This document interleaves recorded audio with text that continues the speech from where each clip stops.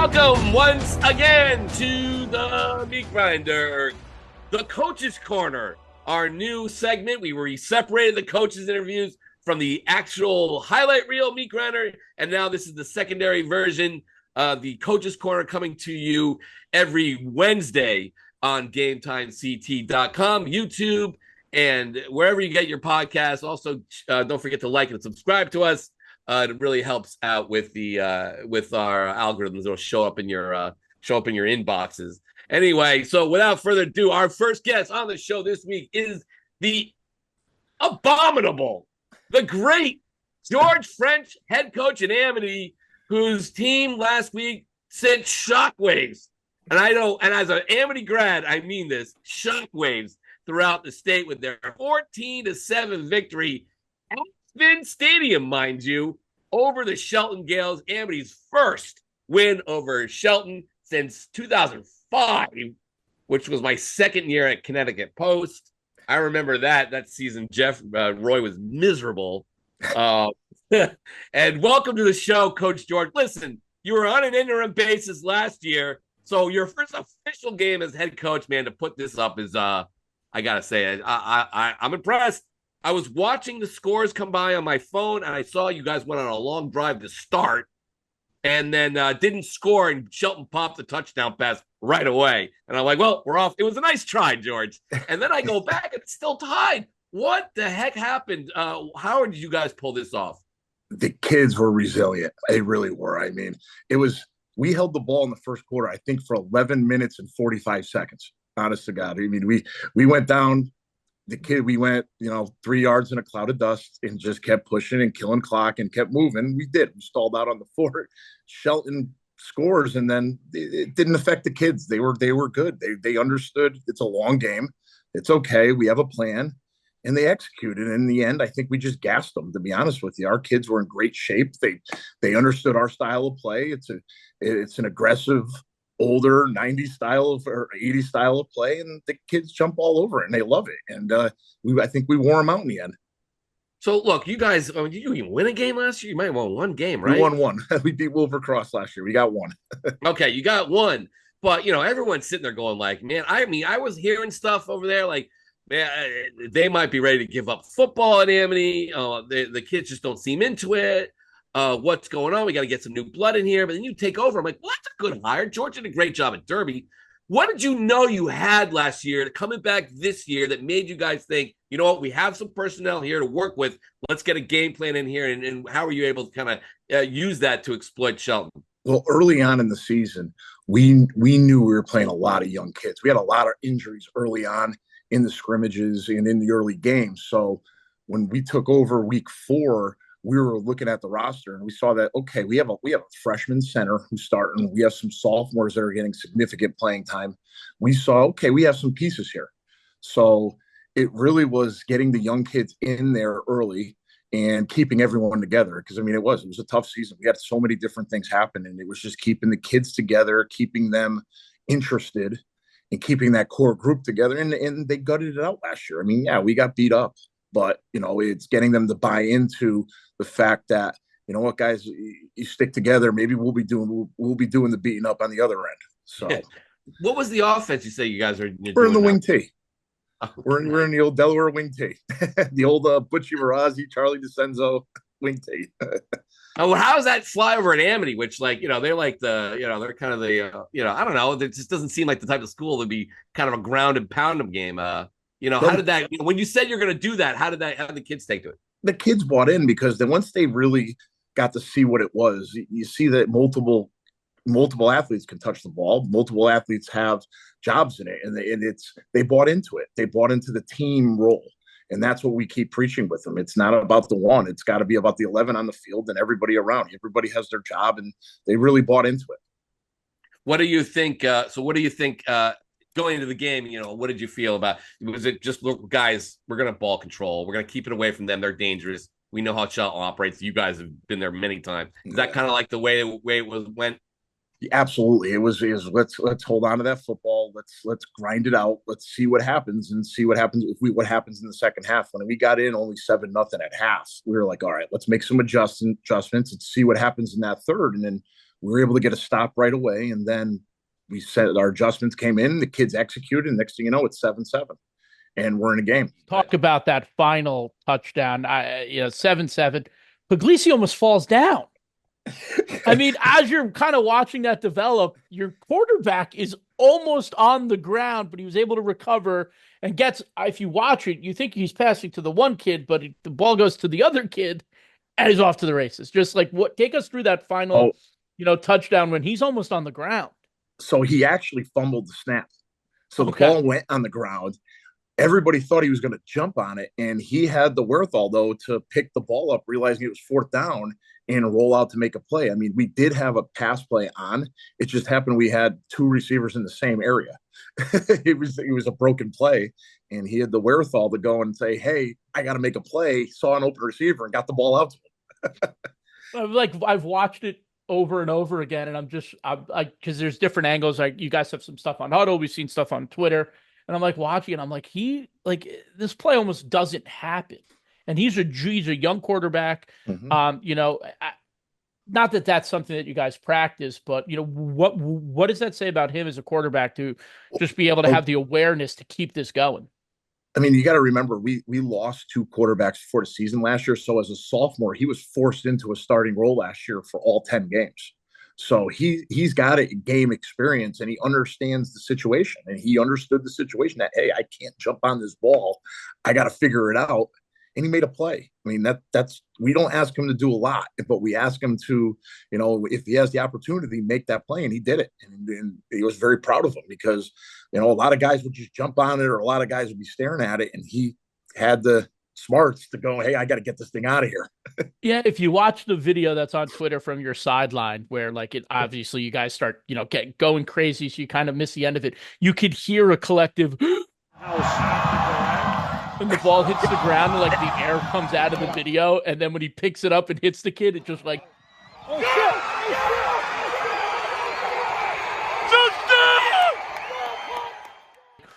shit! It was wild. It was just such a crazy scene to watch.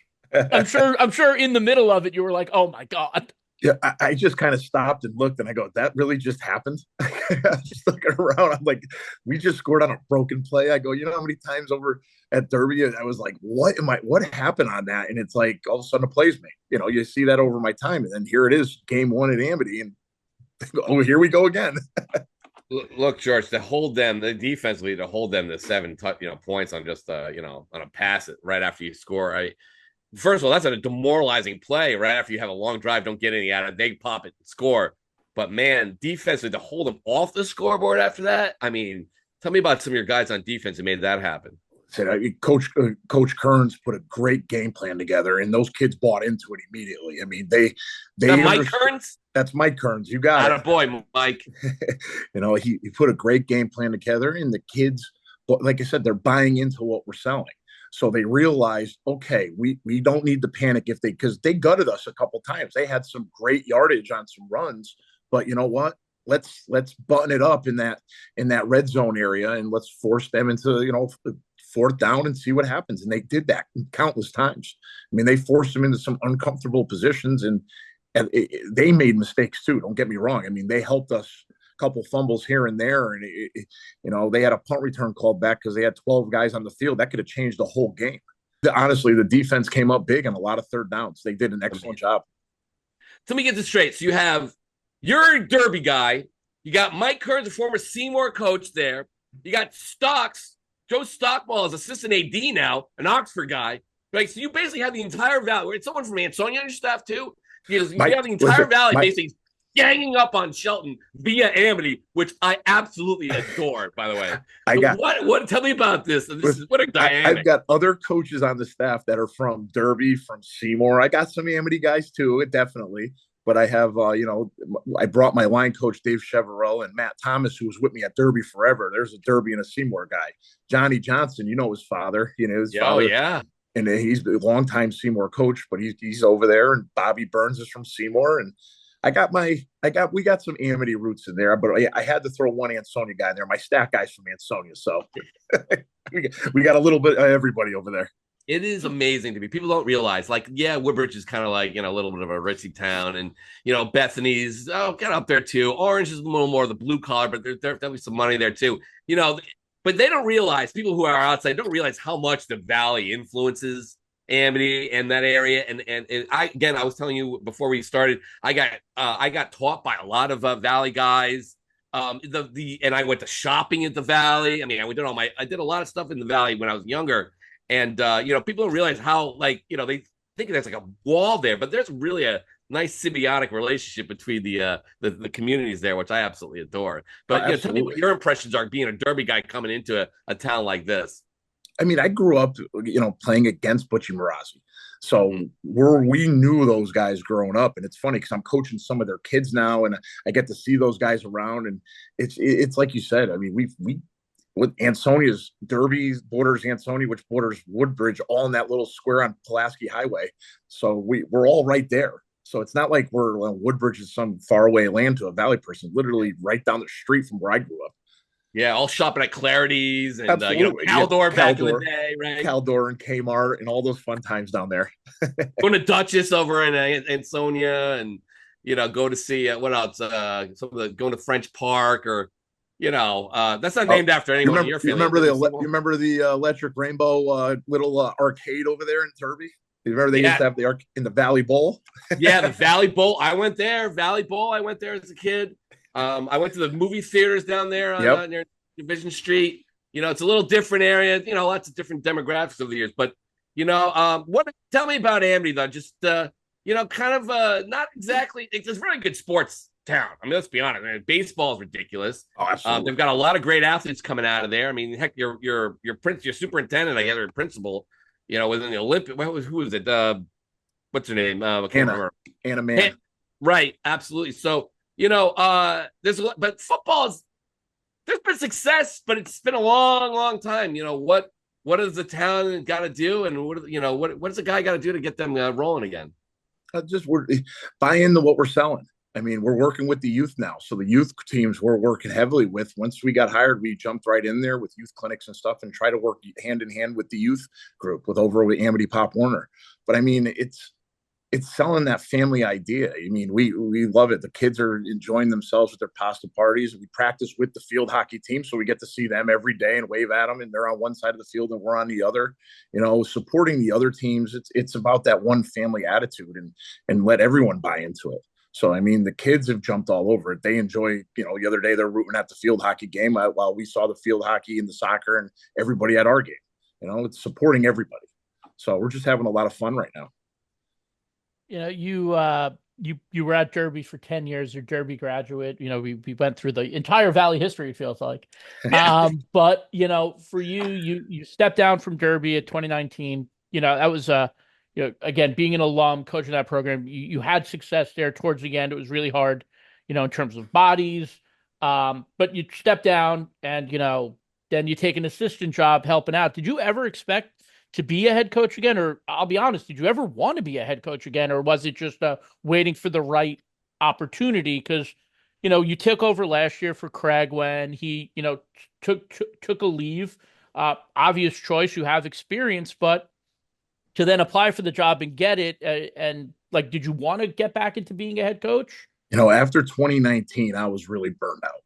I really was. I was just tired, and it was nothing like my relationship with Derby's fantastic. Don't get me wrong. It wasn't anything where they wanted me out. I wanted out. It was just, I was tired. And, I didn't get to see my daughter ever play soccer either. That was the other thing. Her senior year was coming up. And then, I was like, yeah, you know what, maybe I should go and see, let's take a little break and go from there. But then COVID hit, and, how awful that was. It kind of rejuvenated me as a coach, and Craig was fantastic with me. Craig knew my situation and with my wanting to be around my family a little bit more. And he let me come in and just run the weight room, just come back if you do that. And then, like I said, COVID hit. And then all of a sudden he's like, you know what, come to practice. And he was great about it. He really was. And he was really great to me. And did I ever see myself in this position? No, I never did. I was having fun coaching with Craig, and he really got me going back into coaching again. And it just, the interim title happened. Just, he was sick. He was banged up. And, what happened was he stepped down, and then I had to talk with Heather and the girls, and, maybe I think I should do this. And it felt right. I had a lot of fun with those kids for what it was worth. I mean, we had a rough year, but we had a lot of fun in the end. And it is what it is, but here I am. They might build a statue to you, George. No.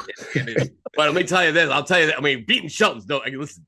We've beaten Cheshire earlier than we last time we beat Shelton. I mean, geez.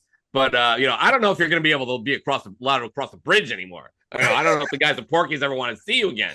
Those guys. I don't know. Man. I mean, it's a good thing Derby's getting kind of built up. At least that have somewhere to go. But now being a Derby guy, you didn't beat him, but I don't know if you'd be able to show your face in Shelton anymore, man.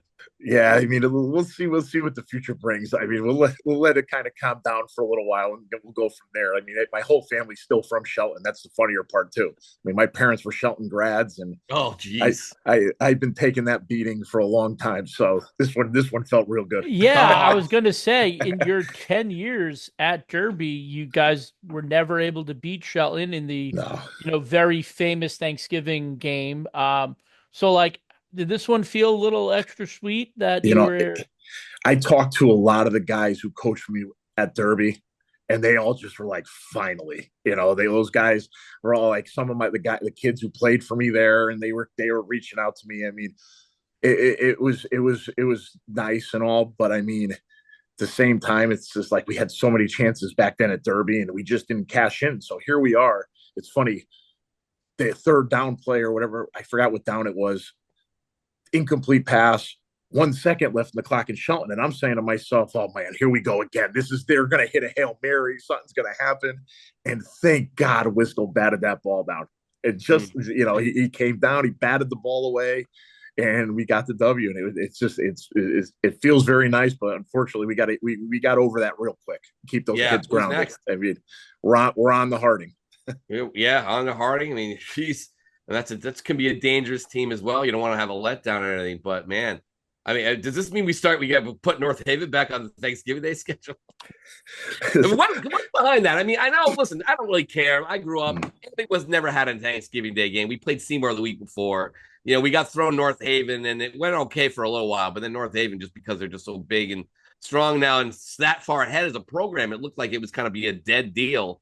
But and then I suspect that's why it just wasn't a competitive game. That's why they dropped it. But even if I don't know if I'm like thrilled about that as a regular. I don't know. But just give me your thoughts on that. And I mean, it just looks like it ran its course. Honestly, It's just the game ran its course, and we'll see what the future brings for us right now. I mean, right now, we have our schedule. The schedule is made, and that's what we're playing. And then whatever happens in the future goes with the future. I mean, right now I'm just.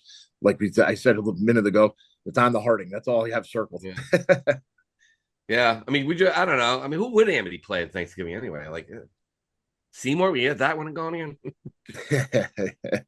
You never know. We could have a replay of what we just had week one at Thanksgiving someday. You never know what's going to happen. There's lots of teams. There's a couple of them out there, but right now, I don't know. We'll find out in a year, I guess.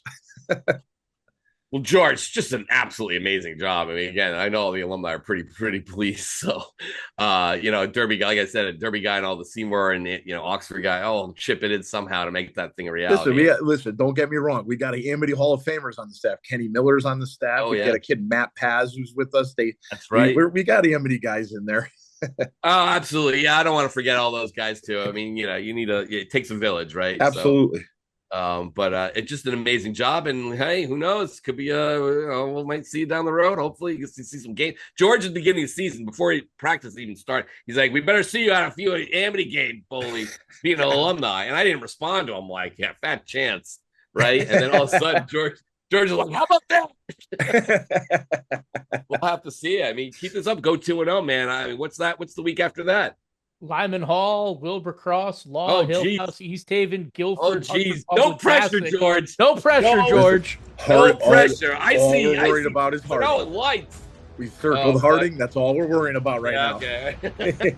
Yeah, right. we'll talk in a couple of weeks when we start getting shades of 2008.